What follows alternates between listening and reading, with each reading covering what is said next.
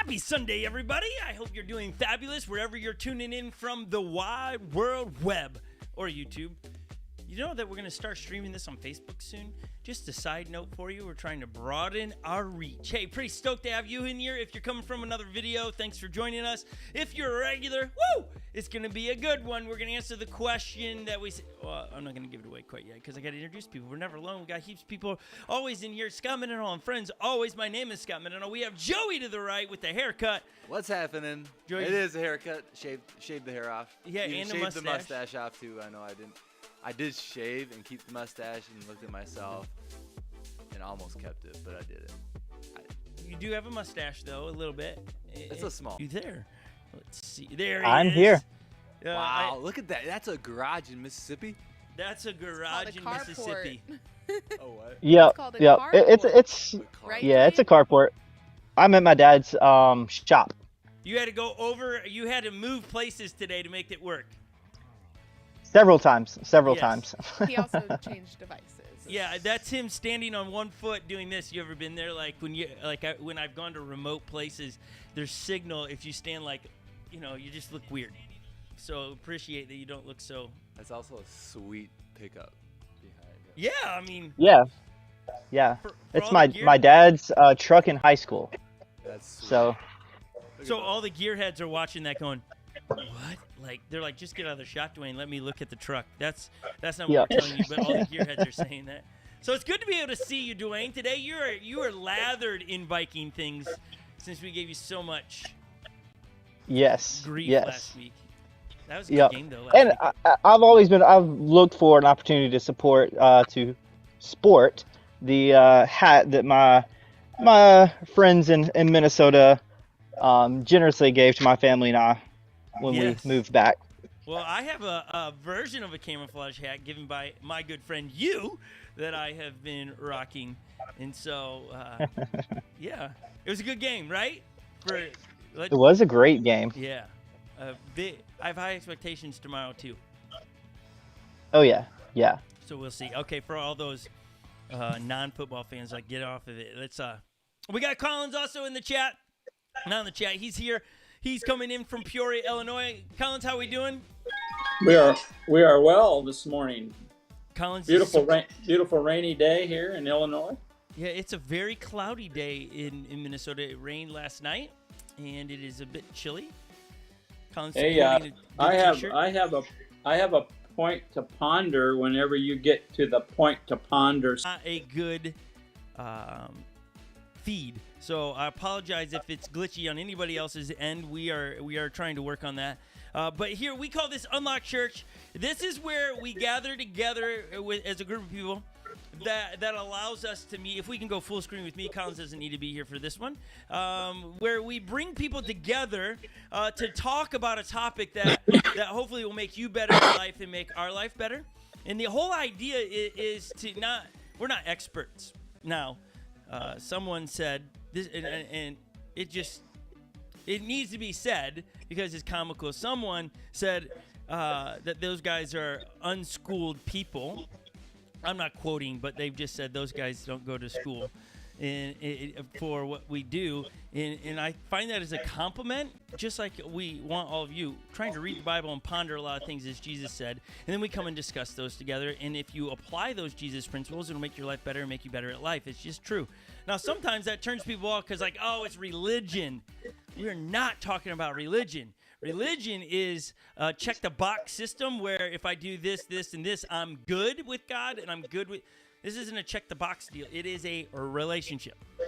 And so we're pretty excited about that. And it's Unlocked Church. We gather together as people. People are in the chat talking. And so it's hard for me to say good morning to people because my chat is all over the place right now. It doesn't even seem to be working. So I can't say good morning to very many people outside of 3 people. Everybody just logged off? And I'm the only one in the chat, or we have... Yeah, I'm the same thing, but I don't think that's the case. I don't There's think a lot that- more people in the chat. Yes, I can see many more people were there. But Dan, I know your name popped up in there. Michaela's in there. Ryan's in there. We have Jennifer Woodham. Jennifer and Dan are big football fans, and they like their boy Tom Brady and the Buccaneers. Did they win this week? Does anybody remember? They did. I don't know. Yeah, it was Sunday night football. Yes, they did. They barely won, I think, right? Well done. Oh, he was disappointed in his performance, and the points of contact were less than desirable, but they pulled the W. Yeah, he said he could do better. He said, yeah. He said he could do better. We watched that game. I watched that with you. Yeah, now that you're saying that. Yeah, I burned my whole leg off. Yes, she did. I will never forget the Tampa Bay. What? Who'd they play again? You burned your whole leg I off. don't remember who they Not were. off. That's a little Well, exaggerating. yes. As you can see in the shot, there's 2 legs on Lily. But Lily, an ash popped out of the fire pit, landed in Holly's hair. My wife, Holly, landed in her hair. Lily lost her mind and I went dove to save my over. friend. I was right next to my wife, and I saw You it, weren't and I watching. was She dove taking over my the hand. fire? My hands were underneath the blanket, and I was just coming out, and I was going to get it. There was no emergency. No. Lily goes in It was full-on Superman mode, jumps over the fire pit, That's a great friend right there. hits her leg on the fire pit, burns the back of her leg. Gnarly. You Yeah, it have was a, a you week have a ago, mark? and it's not healing very well. Burns don't. They Did you just put ice on it? I did after it happened, yeah. Collins, would you say to keep it moist or dry? Dry. Dry.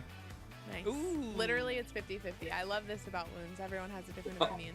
Although there is a burn cream, a really good burn cream you can pick up. It's called Okay. Silverdene. Yeah, Silverdene. Yep, I heard that too. Yeah, that's very good. Yeah, I'm so grateful for everyone's knowledge and giving me different opinions. It really helps in decision making. whatever worked for them. Yeah. It's whatever worked for I them. let it dry out. Got a little red and Yeah, that's warm okay. to the touch. Oh that my means gosh. infection. I have nah, It does. I have learned with Lily, she is a bit of a pants when it comes to injuries. Doesn't matter the caliber. My You goodness. think so? Yes. That's funny. Yeah. if I think the bus just rolled through. Anyways, this is not what we're Okay, talking about. we're gonna throw it to a song just to get us all focused, and we're gonna come back and answer the question. We're gonna start with the question we ended with: does God test us? Does God test us? That's the question we're gonna look to answer when we come right back. If you want to get your Bibles on your table or wherever you're watching, you can turn to James chapter 1. We're going into 2 today, I believe. Hopefully we'll make it to 2. Maybe we won't, but we're gonna start with: does God test us? We'll just spend a few moments on that. But while you guys get your Bibles, go to James chapter 1.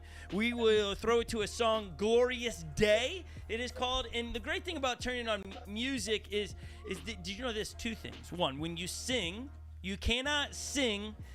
This is Psychology 101. This is not my opinion. The psychologists say that you cannot be anxious and sing at the same time. So if you really struggle with anxiety, you could sing your way out of it. And best if you sing songs like one we're going to play here that changes your perspective on life. And so this is called Gloria. Enjoy this. Hum along, sing along, and we'll be right back.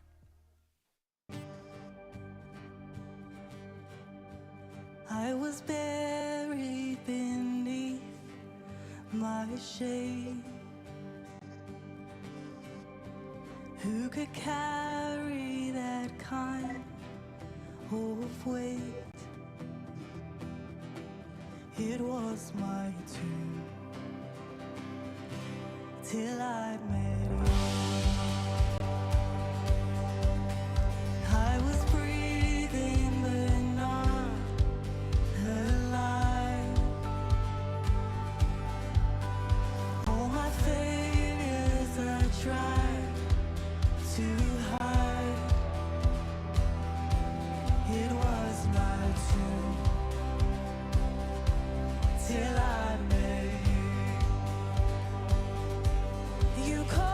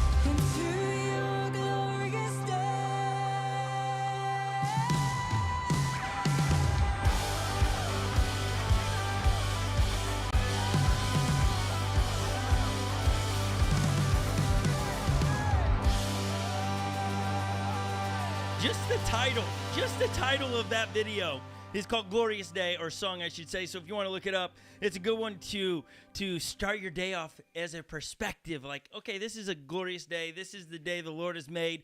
Lily started the morning off with saying, it's a new day. Yeah, I got a fresh start today. A fresh start today. It's exciting. It is. That's how we should view every day. So that gets us rolling into today's topic of, does God test us? Like today, would somebody go, is God testing us in the technology issue, or is that just life? Like, how do you decipher all of those things? Colin said he had a thought for us to ponder from the get-go. Colin, is this in line with, does God test us, or does it take us in a different direction? It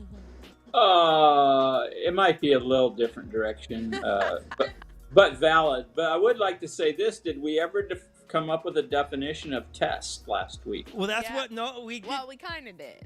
No, well, we did. I We what? I said let's go home and figure it out, because I didn't. We said an option last week What was to prove by trial. every week that alarm goes off at the same time? I know. The attorney- What's the alarm for? If the alarm is for you to log in, Vitamins? you're late. Yeah. Okay, Lily, what are you saying? We're saying. We said last week, I said that the biblical definition of test, when it's translated in the Old Testament, is to prove by trial, and in the New Testament, to test, prove, examine.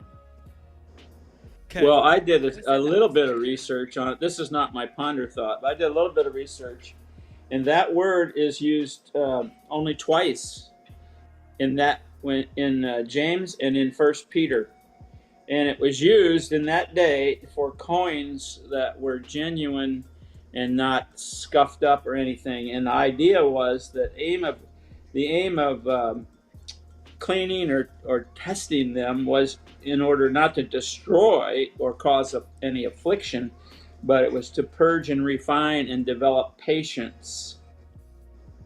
Stand fast under pressure with a staying power that turns adversities into opportunities. Okay. That's good. That's good. But so that's you're referring to the New Testament when you say it's only referred in the New Testament twice. Right. Yes. Okay. I saw the word refine a lot in my studying as well. Me too. Which would be quality, like you're trying to get the purest form of Right. the metal, like gold. Burn away the impurities. Right. Right. And so are we starting to go, like, no, not we, everyone else going, it's a refining process. It's not testing like taking an exam then.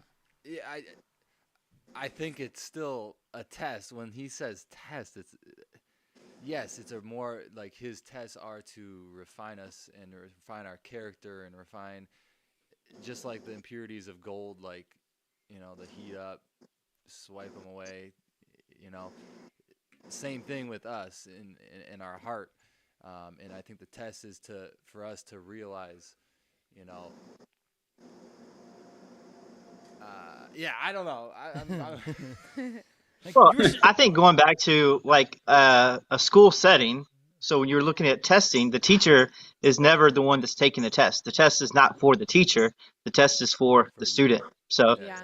I And think if you think about it, the teacher often, should know the answer to the question already. If you think back to the questions Jesus asked his friends, think of this one.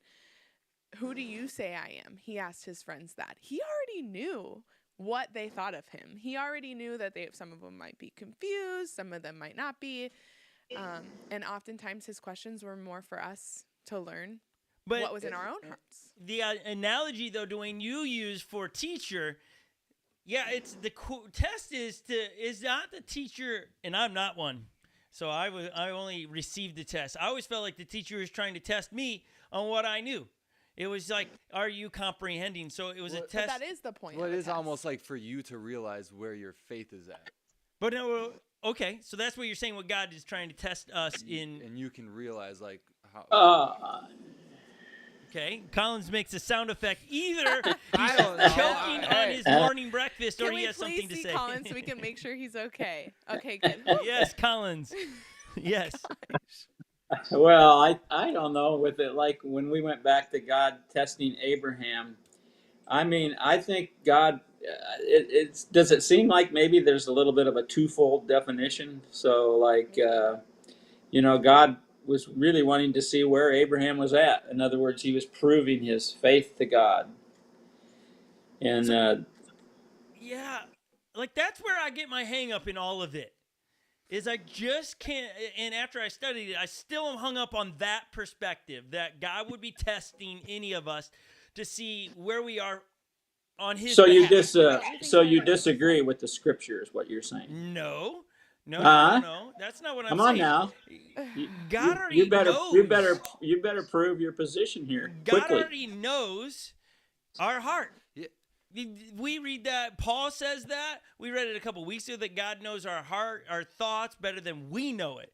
So God doesn't need to test us to know. I think after my week of studying, I do believe that the testing is for three things. And they're all to reveal to us where we at.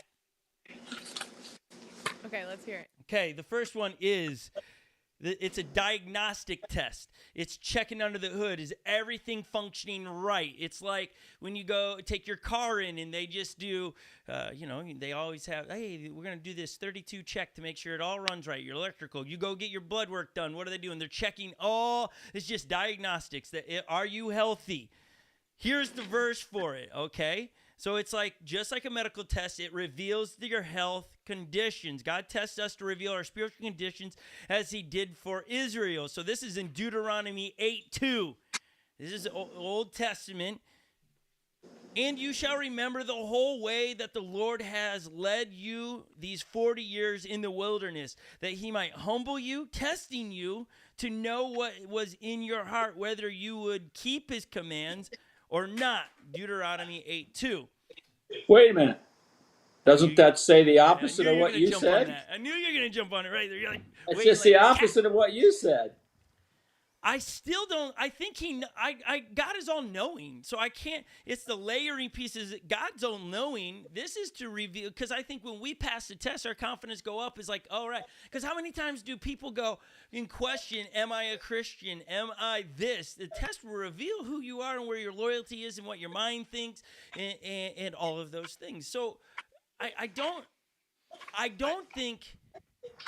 I look at my parenting. I don't test my kids that way to see if they You're not will. God. Thank you. I often wondered about that. Okay. But what's the point you're trying to make with that? But my Knowing you're not God. meaning when I am not, when I'm leading my kids, I'm not testing their loyalty to me. I want to reveal to them that they get why. Yeah. The why to the It's what. not for you, it's for them. Right. What happened to the children in the wilderness, though, at this story or this account you're talking about? Well, at this They point, they failed. yeah, but at this point they're coming out. Yeah, but the ones that passed the test, so to speak, are. But he had to Yes. get rid of the whole generation ahead of them, Yes. But so there that's- would be no unbelief. Right. So think about that. One generation, it's a test, and another generation, it's a consequence. Right. But so what did it prove? I mean, that whole generation that was not allowed to enter the promised land never came around. The whole nation had to wait until they all passed, and that generation was the one that benefited from the testing. Yeah, but Or think about they're the ones that developed their belief and their endurance and their faithfulness. right. It was them. The test proved their. What does the refining process do? It makes the gold better, more pure. It's not Precisely. right. Precisely. But the refining process isn't for the person making the gold. It's not proving that the gold is something to them. The process is simply making the gold better. These tests that we face that God puts us through is making us better. It is for us. So you just said God tests us because it makes us better, right? His tests. I've not said He doesn't test. Last week I did. I've changed, and I'm Okay. saying God tests us, and here's the three ways, but it's not a self-absorbing. He's not doing it for Him. Right. I agree with that. That's what I'm saying. Does Collins agree with that? It doesn't feel like that yet. So when you talked I about, think like, it's I think we're all gonna. I think we'd all acknowledge that God knows our hearts, but then, nevertheless, I don't know if he's still wanting us to prove ourselves to him, even though he's omnipotent. So Well, he, I don't. you know, Maybe we're saying the same thing. We're just using different words. What does Jeff Buell always say when this happens in conversation with him? He uses a word that describes it. That we're saying the same thing, different words. I don't know if that's what's happening here, but I let me read. So I said there's three results out of what God's trying to test us. One is a diagnostic test. So then you realize, through that test, I am really lazy. I need to work on that. I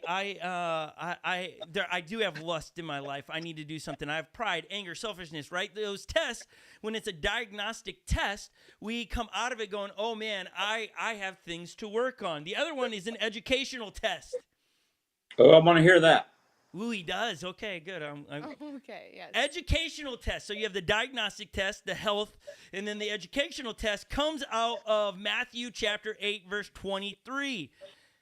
And when Jesus, okay, God, it's not, if you go and read Matthew 8, you're going to go, the word Jesus is not there, but it's just so you understand. When Jesus got into the boat, his disciples followed him, and behold, there arose a great storm on the sea, so that the boat was being swamped by waves, but he was asleep.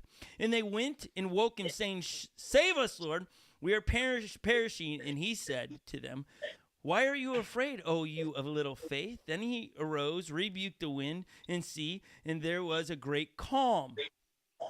What it exposed their lack of faith, but also taught them what you can do with great faith. So it's both. It's diagnostic here. It revealed something, but also educational. This is what great faith looks like. How Collins, thoughts? I like that. I like that.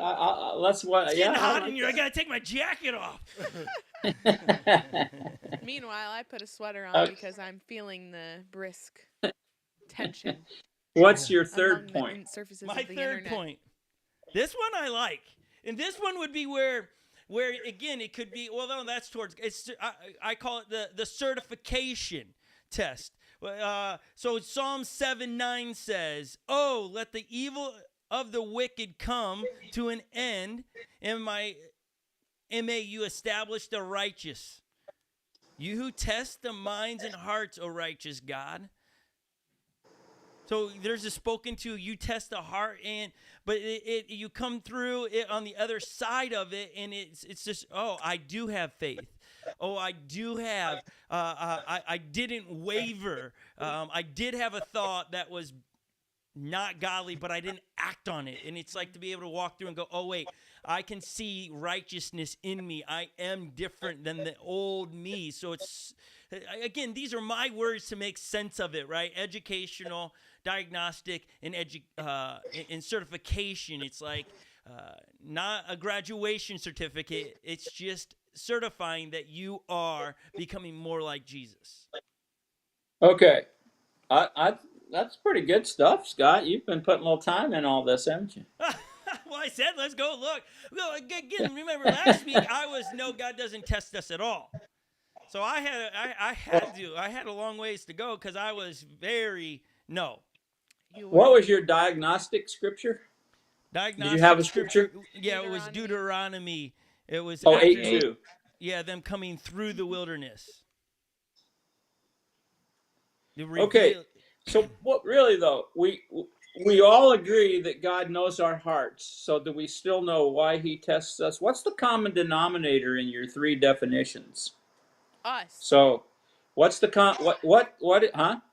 Us. We are the common denominator. And Those but what being is that? I know that, but I mean, what is the if we examine each of these three scriptures, I'll go back to Abraham because that's the one that I'm kind of focused on. But what happened after God said, "Look, Abraham, I know now. I know that you fear me, and that you've not even withheld your son. That you're going to basically you're just going to obey me. I know that." And at that point, Abraham, he looked up and he saw a ram caught in the thicket. Actually, God provided the sacrifice. And isn't that what all tests that we're talking about are meant to do? Is to increase our belief and trust in God. Yes, there. Yeah. You. It reveals all of those. I think that when we pass these tests, our confidence meters go up in. Oh, I am capable, not on my own strength, but what God's doing inside me. Right, but it's not like Dwayne mentioned for a school test. It's not like, oh, I know I have a test I need to prepare for it. We are just tested. So when we're in these trials and testings, how we are responding out of it's not like, oh, I'm in a test, so I need to do this. No, we need to have in our heart, we need to have the transformation already there that we Right. respond properly as Jesus would. And that's how we know that we are being transformed into the image of Christ. Tell me if I'm completely off right here, but is it almost like a test, like you're given opportunities, like like when you Yes. see someone on the side of the road that has a flat tire, like Jesus has presented an opportunity for you to show great character and to be loving and help that person out. It's kind of like you have opportunities every single day. It's like see needs, meet needs, kind of, but it's like you have tests in front of you or like opportunities to shine Jesus' light. Well, he used the story of the Good Samaritan to do exactly that, Joey. Yeah. He separated the religious people immediately from the one who really had love in his heart for his fellow man. That's a great example you just had there. So I think I'm going to take some of my, because remember, this is all stemmed from, like, let me remind all of us, in case you're new around here, you're like, why are we on this topic? You are jumping in the middle of a huge conversation we had last week. That's why it's so important to be consistent in watching these things online, because our hopes here is not for you to watch us do this. It's to help you know more about who Jesus is and God. And so all of those things are in what we're trying to do today. And so we want you to be a part of this.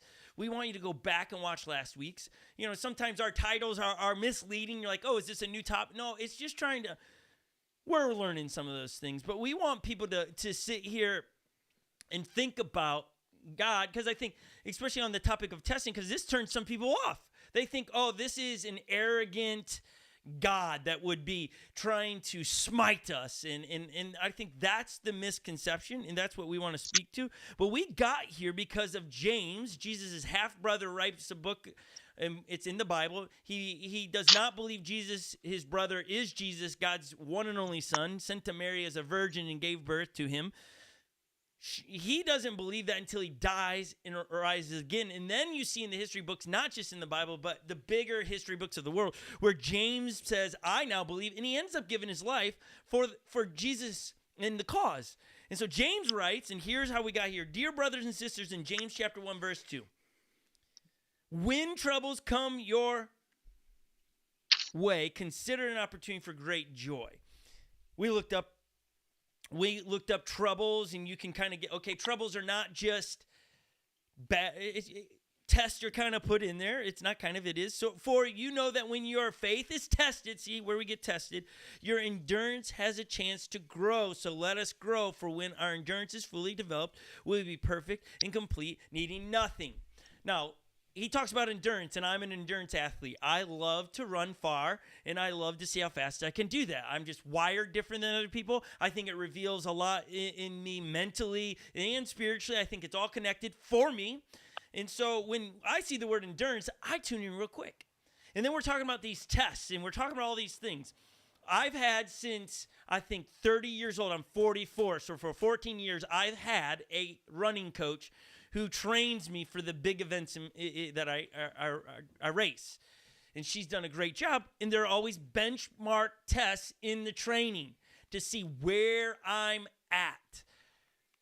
Mainly for me, so that I can see where I'm at, so that I know how to plan my races and what I need to work on. Also, it does reveal, if my own analogy begins to change a little bit more of me moving in another direction. It also reveals to the coach, okay, you are exactly where I thought you were, or you're not where I thought you were. But most coaches, at least my coach, she always knows. She's just trying to run these tests. So when she tells me, Scott, you're not going to make it, because she's seen all the data, she's now going to have a conversation. Hey, based on our benchmark test, we need to either increase the mileage, back off the mileage, go faster, do more hill repeats, whatever it is, to get the results we want. It communicates more to me and only confirms what she already knew. I think oftentimes when God gives us those, there are benchmark tests as followers of Jesus to reveal in us where he already knew where we were. He's revealing to us. So when we now know, oh, I am lazy, I need to work on that. That's not being like, I need to get to work. I need to work on my faithfulness. I need to work on the way I speak. All these things reveal to us that what God already knew. And when we see it, it's so much easier because we will then put the effort in to begin to work on it, and not just by hope I get better. So I'm using, so when I realize, oh crap, I'm not going to get my time I want in that marathon, guess what I do? All of a sudden I change my intensity in training. When God reveals to me in a test that, oh man, I lost my temper when a lot of pressure, when I got squeezed, it's like, oh man, I got to work on my anger. That's not cool. I can't do that. That's not how Jesus is teaching me to do. That was a test. Some tests are short and some are long. Now, Dewayne, you've been quiet since your teaching analogy. Either your signal's gone or you agree with all of us. Well, I think you're saying the same thing. Obviously, it's for us. I think one of the things is I was like you last week. Like God doesn't test us.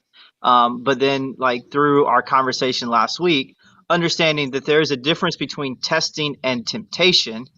So I think that's a really important point to bring up from last week. Is there's a big difference between temptation and testing. Temptation comes from either our sinful natures, or it comes from the devil. It comes from the world. It comes from other things. Like Jesus is not going to tempt us, but there is testing coming on. And I'm wondering, like you made the comment about, I think it was the test type 2, educational, Yes. to where, how often of time is, you sit down, you maybe go to church and you listen to the message that the pastor has, or you read something that, God really kind of speaks to you with. And then throughout the week, there's that test that comes up to where, okay, hey, now it's an opportunity for me to put this into action. See need, meet needs. That was a big thing with my time with you guys in Minnesota. So it was okay. Am I going to see meet needs this week? At when I'm at school or going through. So that would be like the educational, where the diagnostic is just kind of out of left field. I think of diagnostics in the school system.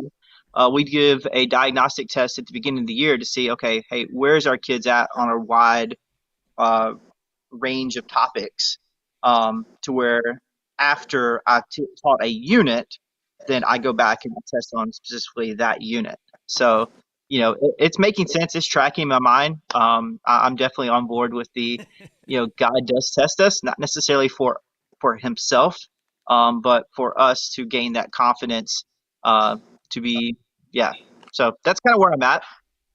I like it. And Could I ask Dewayne a question? Yeah, hold on. Let me read before you ask that question, so that because he's quoting James chapter 1 verse 13. So it's not him saying God doesn't difference between temptation and testing. So we're clear. We're talking about testing, a refining process, checking the quality of the content. In James chapter 1, verse 13, James writes, "And remember, when you are being tempted, do not say, 'God is tempting me.' God is never tempted to do wrong, and he never tempts anyone else. Temptation comes from our own desires, which entice us and drag us away." I don't think we read that yet. I think that's... Nope. There you go. That's what James is making sure we understand. We're not talking about temptation to do wrong things. That's not God. So he tests, yes. Temptation, no. All right, Collins, your question. Oh, that's a great point, Scott. That's a good way to separate the two for understanding here. Okay, Dewayne. Now you, most of us involved in this really are unschooled, right? Yeah. I love it. Anyway, Dewayne, you are actually a teacher, and I am. being a teacher, you have students. Or another word for student is disciple. That's what Jesus said, go and make disciples. If we're disciples of Jesus, we should be students of Jesus. I think an important definition here is revolving around the word student. Now, when you have students and you say, next Wednesday, we're going to have a test, what is the reaction your students give you usually? I mean, do they come at it? Let's say it's a hard test, something that's really going to be complete. Do they kind of go after that in fear and in trepidation, like, oh my gosh, I've got so much I've got to prepare for? Oh yeah, They don't yeah, look at absolutely. They don't look at it positively, do they? No, definitely not. So you are testing them. I think a student should be excited about a test because it is going to reveal to him what he knows and what he doesn't know and how far along the way he is. A true student would be excited about the test to prove I don't think himself. I don't think that's a natural. I don't think that's a natural response because if it wasn't, if it was a natural response to be happy, then God wouldn't Yeah, be no, teaching us. I agree. That's my point. It's not a natural response. Oh no, definitely not. That's my point. But Jesus is asking us to be students, or he says, if you want to be my disciple, you've got to follow me. So life in Christ is really about obedience. If we're going to be obedient to Christ, then we are going to be who says, is it James? Who says, count it all joy James.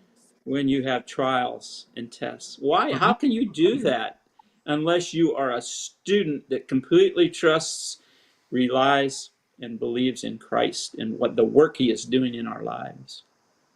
Yeah, but I do think, like, when you compare for the students that go to school every day, like, that's forced. I think the student, as a follower of Jesus, is voluntarily It's a choice. submitting yourself. Yeah. And I think I that, get- we shouldn't, like, that's where we have the different viewpoint on, like, when I'm being tested, okay, something's going to be revealed to me. I'm Right. not pass it with flying colors and realize, wow, I do have faith. And I didn't know I had that. Yeah, Well, when that's a someone- great point, Weed Hopper. That's the point I'm trying to make here. I'm just Well, trying to put. that's I've just tried to put what That you said we in are a we are sentence. volunteers, and we are not subjected to this against our will. We have Right. willingly chosen to follow Christ. It's really it's a great analogy, and it's a poor analogy at the same time, because it's two different realms. One is in the spirit realm, one is in the worldly realm. Right. Yeah. But so, like, we've quoted it now twice for everybody that's watching. What I'm about to read is Acts chapter 3, verse 12. We're going to start. And this is a big story. And so Peter and John are before the council of people. They're going to, like, see if these dudes are worth anything, right? So they're questioning them.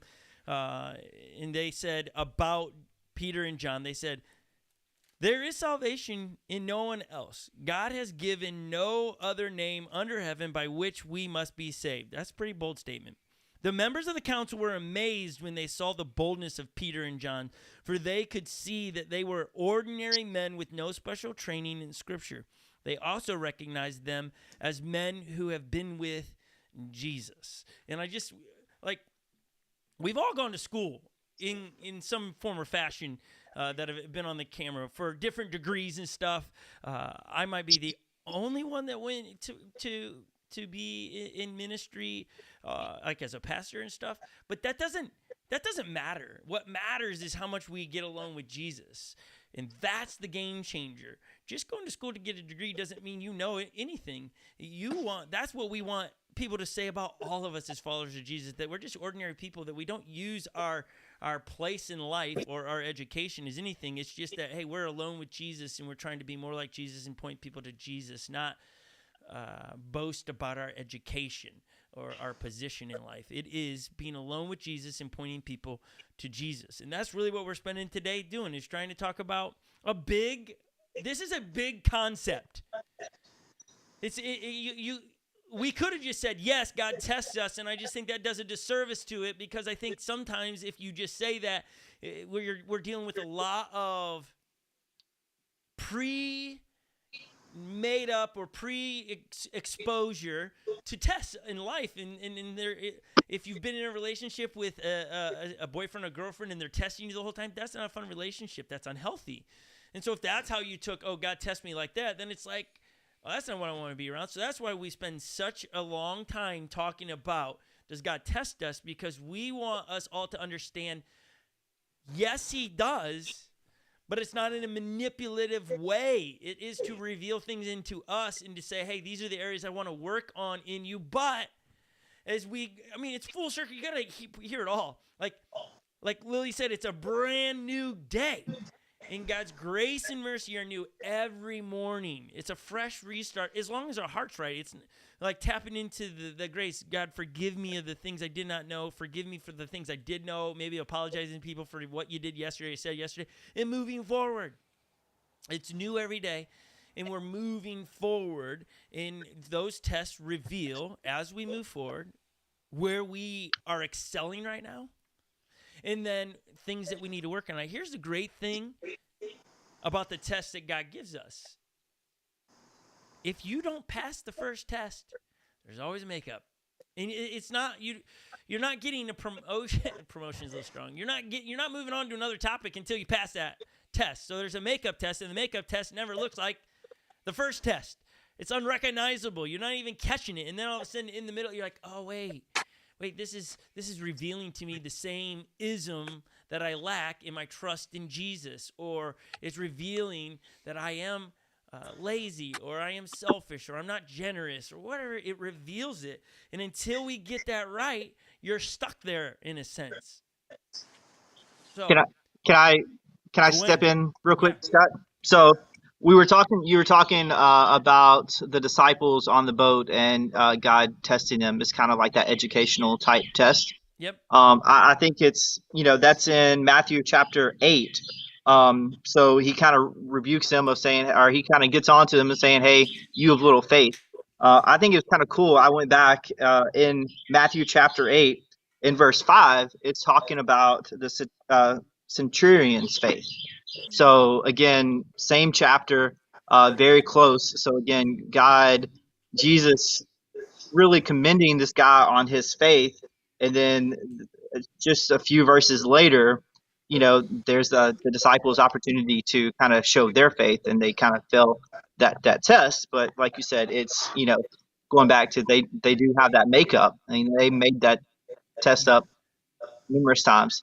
I will say one of the things, so going back to Collins, there's a difference between spiritual and a worldly. Is that how you phrase that, Collins? Yes. Okay. I agree to an extent and kind of disagree, because when I wasn't a great student in school. I told my students, like this past week, I tell them all the time, it's like, I I didn't have to study in middle school. I didn't have to study in high school. When I got to college, I lost scholarships because I didn't know how to study. So I think, while tests come easy to some people, school comes easy to some people, I think they figured out how to be students, and how to actually study, how to go about and take the information and apply it, and be able to regurgitate that or to apply that. Um, and I think the same way with, our testing in the spiritual realm. It's okay. How do we take these tests? How do we interpret this data? What do we take with this? We can take it and we can get depressed if we fail the test and nothing changes, and we're going to continue to fail in tests and we're going to get upset. But I think, again, if our students in school were to, like, the definition of insanity is doing the same thing over and over again, expecting different results. If we just continue studying how we studied, then you're going to, or lack of study, then you're going to continue failing the test.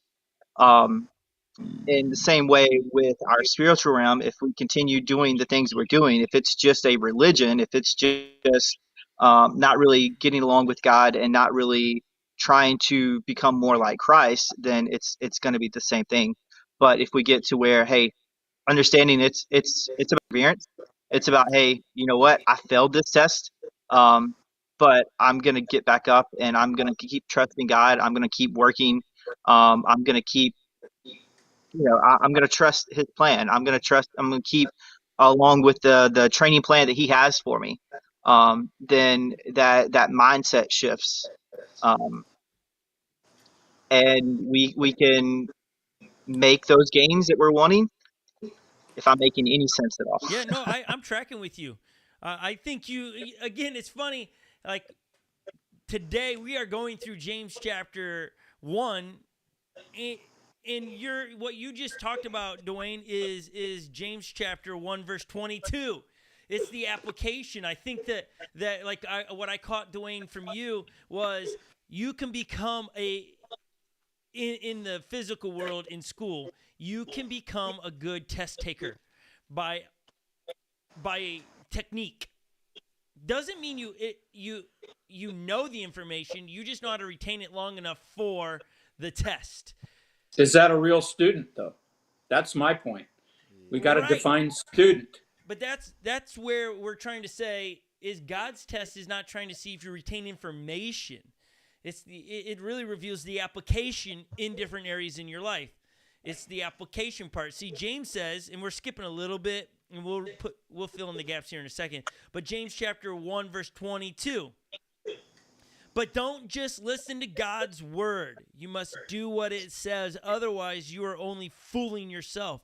For if you listen to the word and don't obey it, it's like glancing at your face in a mirror.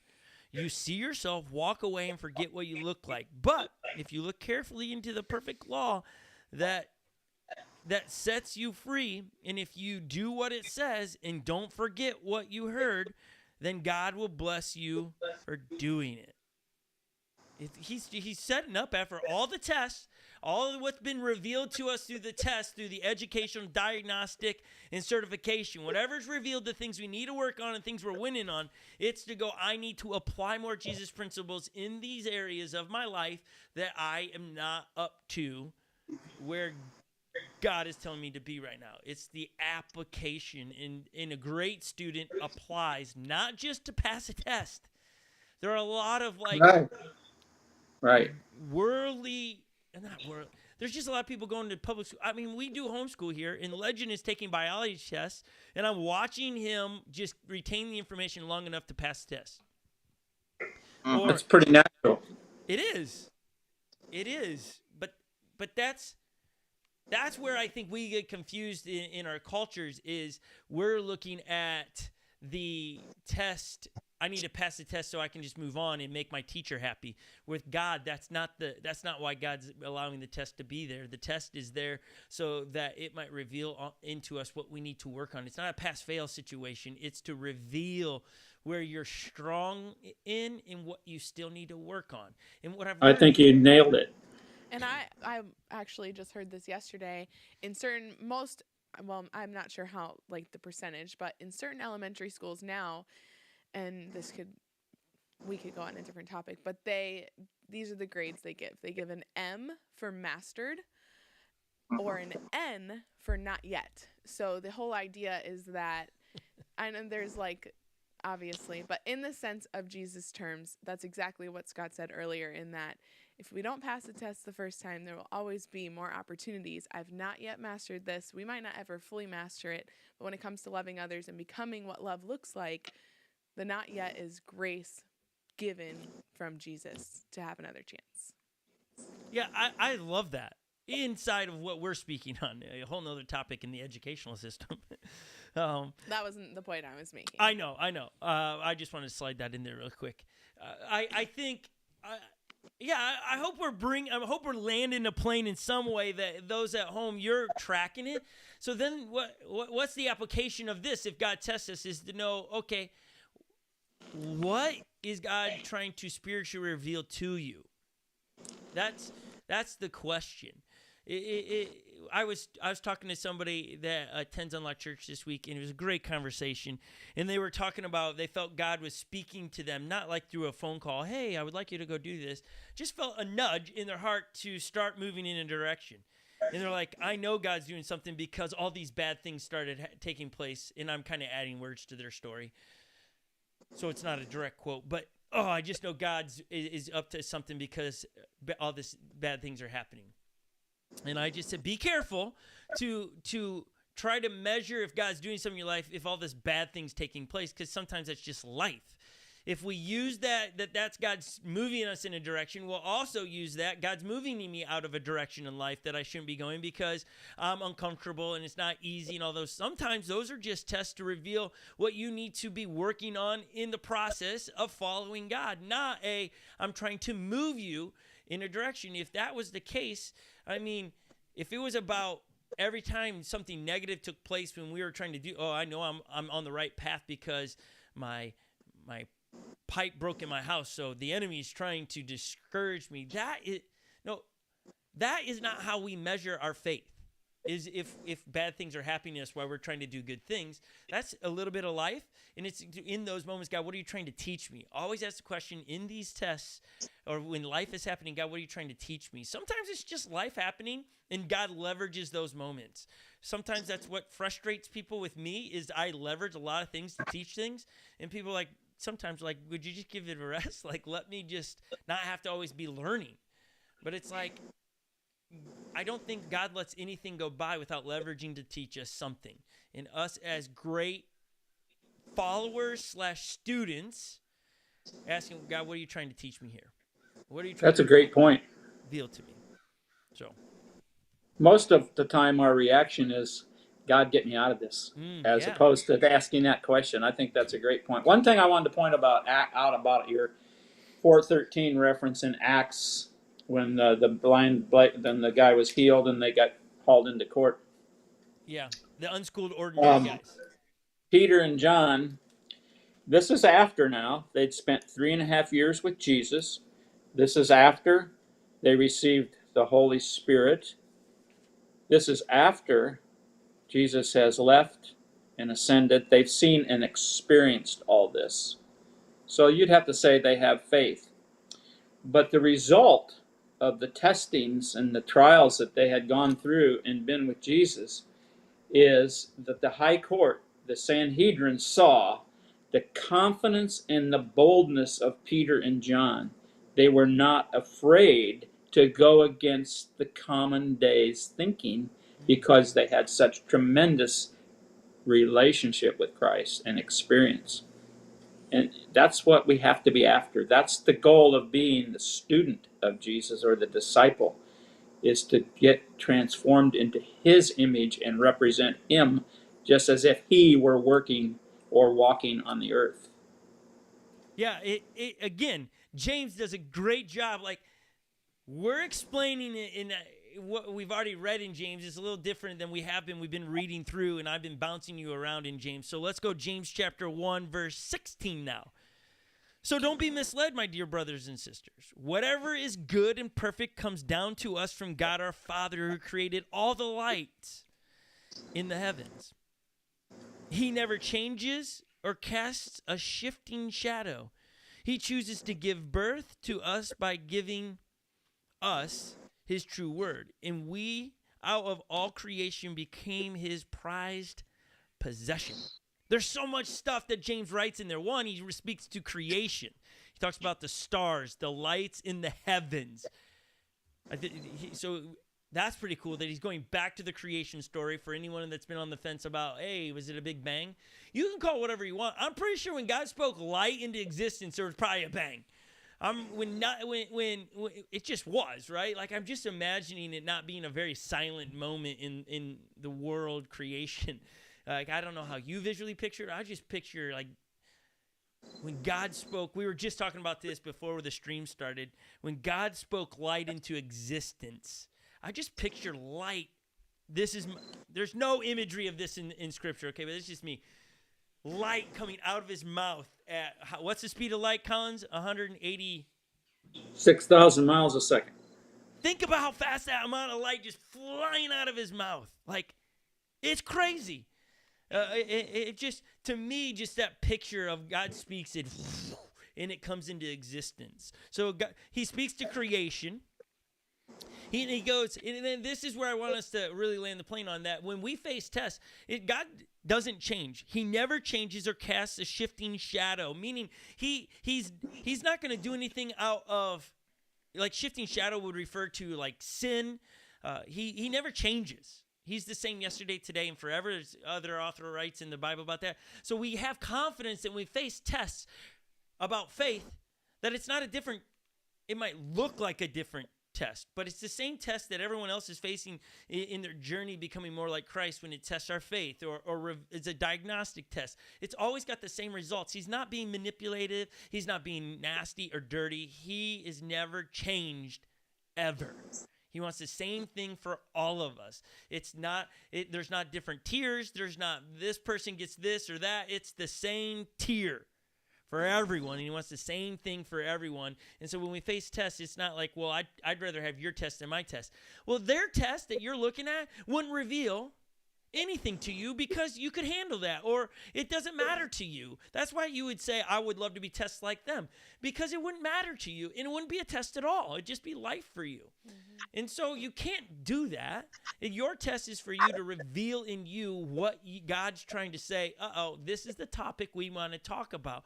When you make pure gold, in the New Testament, they begin to turn the process of gold into the test. To make gold, you get the lump of rock, you throw it into some pot, and you turn up the temperature. I do not know the temperature. I'm sure someone can Google it. What temperature gold becomes liquefied? And there is a temperature, so you turn it to there. And then when it becomes liquid, gold settles, impurifications rise to the top. And in the process of making gold, you scrape off the impurities, the stuff that's not gold. Then you turn up the temperature a little bit more. Not drastically, just a little bit more. And you'll watch, and the garbage that's in that gold rock comes to the surface, and you scrape it off. And then you turn it. Making pure gold is a process. It is not instantaneous.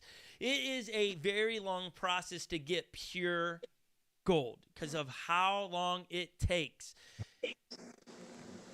That illustration, Paul talks about that, and if somebody can find the scripture so we can give people that reference, the purification of gold is a process, just like us becoming like Christ is a process of turning up the temperature little by little to reveal in our lives the areas in our lives that are not like Christ.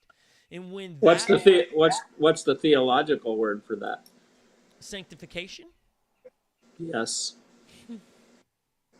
I passed that test right there from Collins Brewer right there, folks.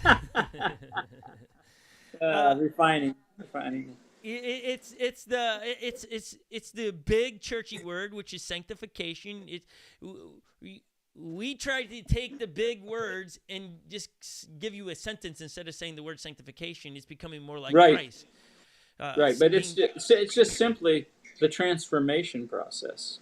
Yes. The process of coming into line with God's will for our lives. And we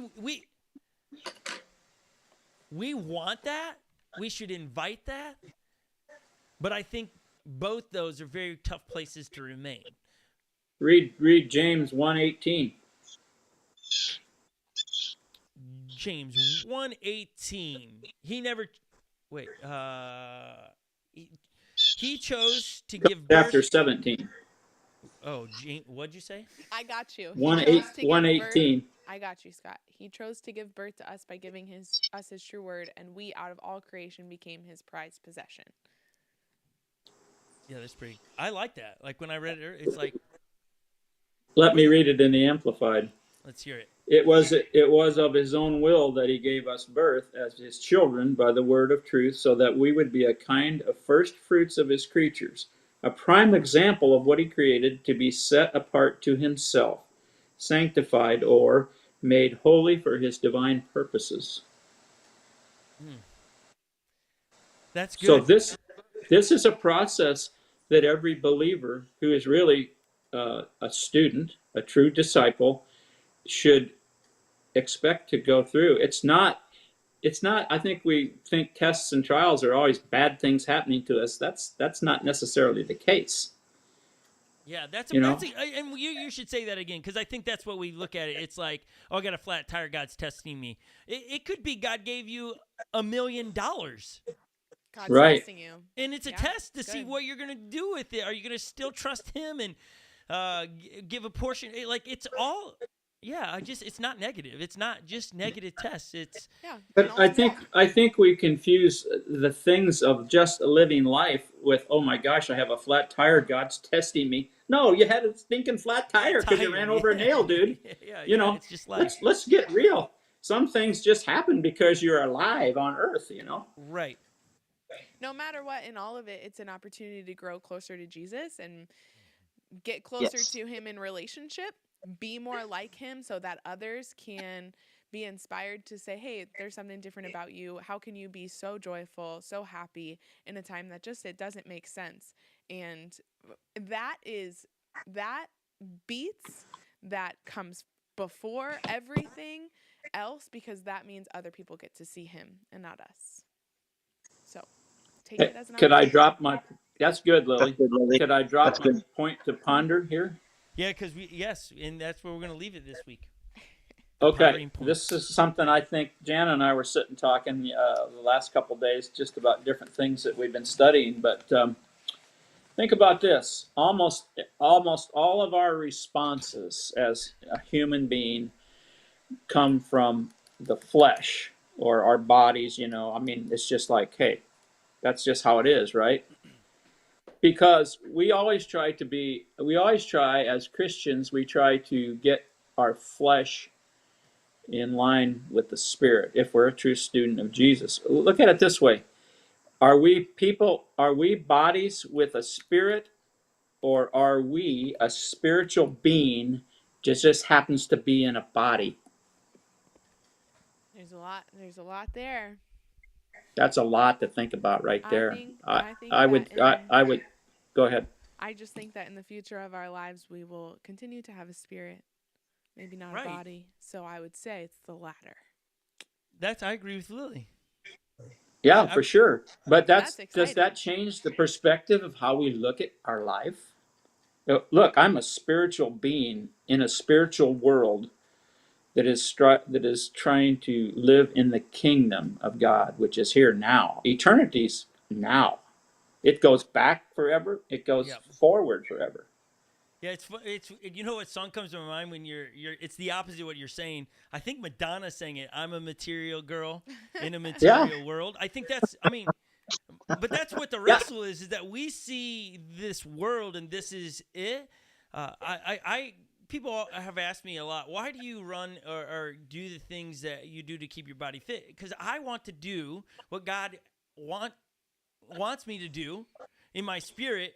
I want to be capable to do that. I could disqualify myself by not taking care of my body, and God calls me to do something, and I'm like, I can't do that.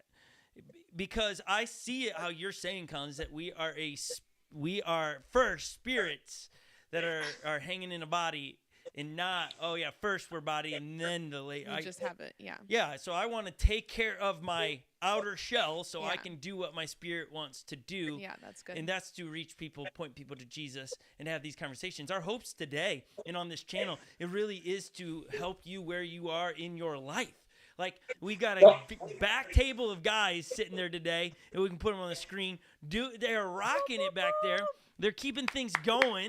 For all of you watching at home, we're doing this. We don't get paid to do this. It's not like the more views we get, woohoo, more money. It's not none of that. We do this because we want people to find Jesus, to become more like Jesus, the sanctified process.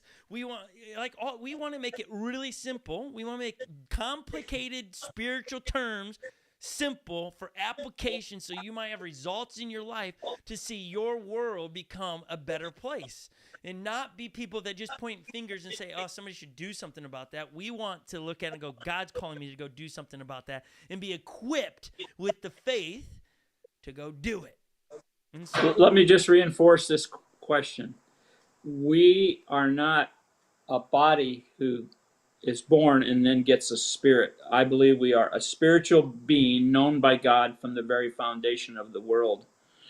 And he just doesn't see Scott being born and said, oh, Scott's here, let's give him a spirit. No, we are essentially a spiritual being from beginning. And we will always be a spiritual being.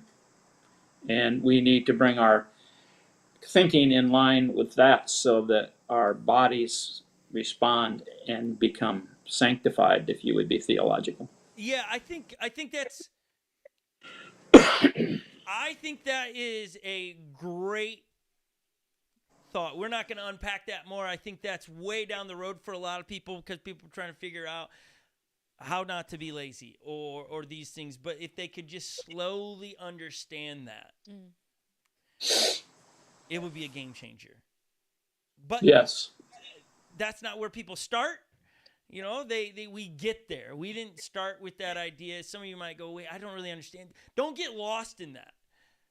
Still find No. what Jesus has to say and apply. Read Jesus' words and apply. And obey. Yeah, obey. Obey is application. Application is to obey. They give you the results that you ultimately are after and we're all wanting in our life. That's just the truth of it. We think in our own human brains we can get results doing other things. And then we find out late in life, oh, wait, I can't do it that way. It is only through Jesus' ways.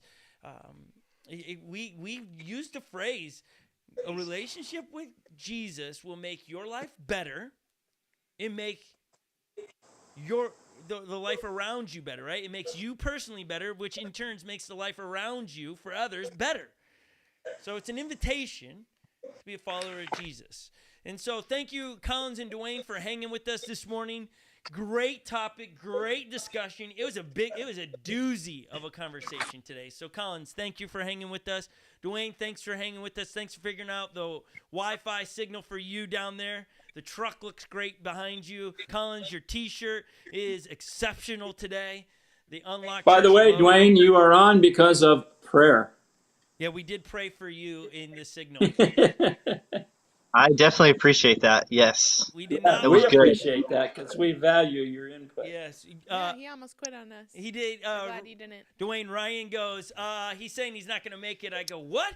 I think it's only the fourth quarter. I was It like, isn't we just end. The prayed. game's not over. We got 10 2 minute, more 2 minutes. minute warning. 2 minute warning. Yeah. I was like, I'm looking at my clock. We still got some time. It ain't over. And so I'm glad we kept fighting and figuring it out. It is a pleasure always to hang with you guys and those that are in the chat. Have a great Sunday.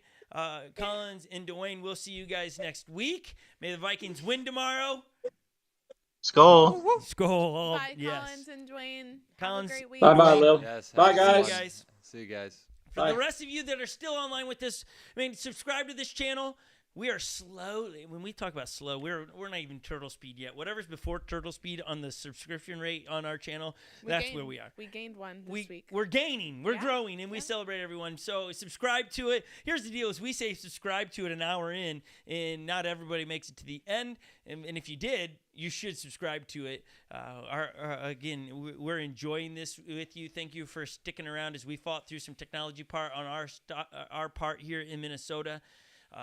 We would love it if you guys, if you're still here as well, would go to unlockchurch.com and go to Connect, little tab, and then at Connect, you can fill out an email. We can get your email. Lily's looking at me like, where are we headed here? Connect sometimes looks like the word contact. Sometimes. Oh, contact. Is that what we were saying? I got it wrong. But, you know, Contact. like, you know that funny thing with our eyes and our brains where if you see the first letter of the word and the last letter of the word, you kind of just see No, I I just got it wrong. It's okay. I don't even have it pulled up. I was trying just trying thinking to help you out. here. Connect. Looks I a lot want like you guys to contact. connect with us. Sign up for our email because every week we put out emails of what's happening. One of the coolest things is kicking off in October for all of us online is a weekly prayer gathering. Yes. I think it's going to be 6:30 in the morning Central Time, so that's 7:30 for all of those that are on Eastern. And then if you're out in the great West Coast, that is Early. early But we got for it. We got an image for you guys if you want to see it. I think we've got it on there. And you know what would be kind of cool? I was trying to think about this week. If we could, Put Lily on the screen It's though okay, as they're she trying to talks. There you figure go. it They out. are. if we could somehow record that and then include it as a link in the email to say, you know, catch up and know how to pray if you live on the West Coast. So we'll work on that for you guys. Yeah, that's pretty cool. It's going to There be it through is. GoToMeeting, so you can download that app to get ready. Collins is going to be leading that. October 5th, we are starting. It's going to be pretty sweet, 6:30 a.m. Don't miss that. It's a cool way to bring the entire church together in the morning and all that kind of stuff. So it's going to be really, really cool. Marnie goes, wow, so early. Oh, we're just trying to get it before people get to work on. It'll definitely be before you're at work, Marnie. 4:30 in the morning. Oh, yeah. Whew. Yeah. That's so early for That's early. I mean, That's okay. It happens. Or we can maybe figure out how to record it and get you the link. or run it twice. Yeah. If we got enough West Coastians, I don't know if that's what you'd call yourself, Maybe Marnie will lead it. but no, we just run it again 2 hours later, like heart just dropped. live. That Yeah. would be pretty sweet. But we'll figure it out. We're here. We want to connect with all of you. And get to see your faces. You don't even have to log in with your face. You can just log in audibly. You and know listen. I'm going to be in that chat saying turn your video on because I want to see you. Lily might be trolling you like that. I will but probably be like getting ready for the day or heading to the gym, but I'll turn my camera on while I pray. Yeah, it's just a cool way to really put all of this stuff we talk about application in, and to be able to hang with you guys and meet you. Also, we do thank you for all you guys' generosity. To see the names that are in the chat at times that give at Unlock Church, that's pretty cool. That you guys are taking it. It shows an indication of that trust level with Jesus. It doesn't show to like we're not measuring like, oh look, this person gives so they're awesome. Nope, it doesn't matter if you give or not. This isn't between us and you. Well, it does reveal a trust factor of like, I trust God with my resources, and you are applying what Jesus has to say. That's the thing. It's easy to apply in other areas, Jesus principles. When it comes to that money side of things, it's hard. And oftentimes what happens is like, I don't know if it's a test would be, but stuff happens in our finances, and all of a sudden, like, oh no, what's going on? It's like, hold on. This is an area where God says you get to test me back. We try to say that all the time, right? If you grow up in church, you hear it all the time. But think about it. There's no other area we get to test God back. He says, test me, be generous, give, and see if not, I will blow you away with blessings. Now, in Western culture especially, we think that means I give $10 and I get $100 in the mail this week. It's going to be great. That is not how it works. It is not dollar for dollar. What you need to be praying for is, God, give me the eyes to see where you're showing up and showing off in my life and go, oh, that's a result of my obedience to you. That's amazing. Mm-hmm. Have the eyes to see it. Have the eyes to notice that is God's provision in my life. That is a game changer when you can see that. We make it really easy to give here at Unlock Church if you want to do so.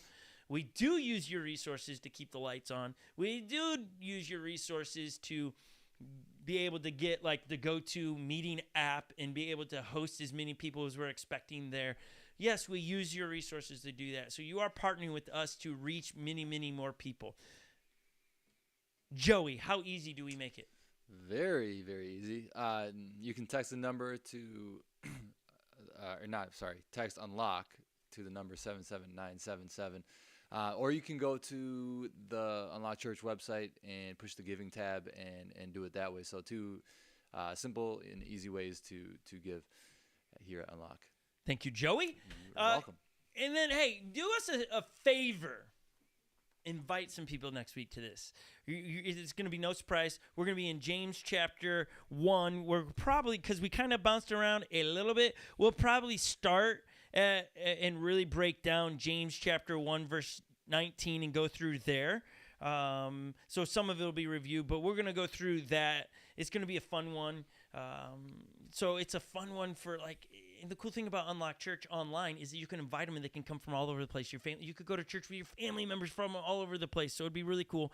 So share the link with somebody. We really want to continue to reach the nation with the gospel message. Thank you so much for hanging with us. We love you guys, and we will see you next Sunday. Bye, everyone. Bye. Adios, everyone.